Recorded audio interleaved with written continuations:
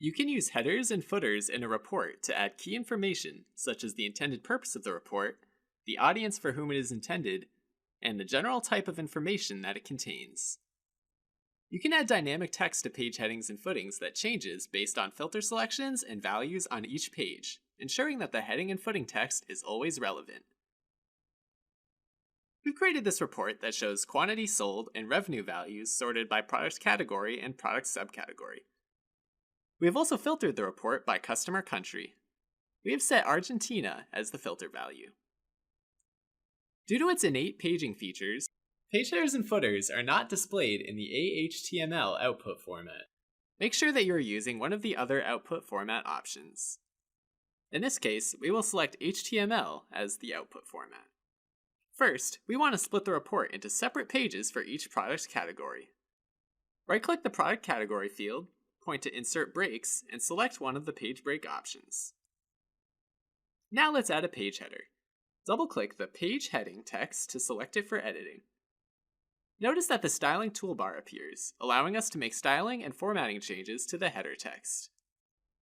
We want to use the page heading to indicate which product is shown on each page. Let's type Sales 4. After this, we want to show the name of whatever product is on that page of the report. Drag the product category field from the Fields panel into the page heading area. Notice that the name of the product category field is now shown in the page header. It is preceded by a markup tag, indicating that this text will change for each page.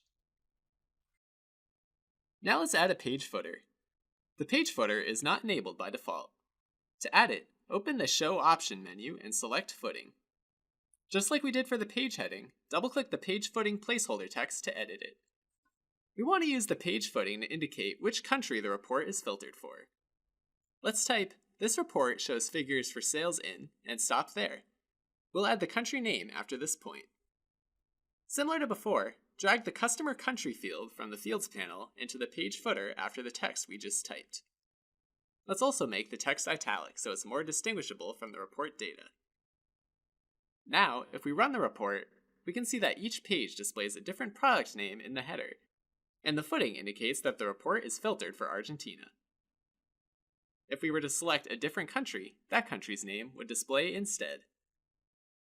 To learn more, visit the WebFocus Knowledge Base, where you can search all technical topics and videos.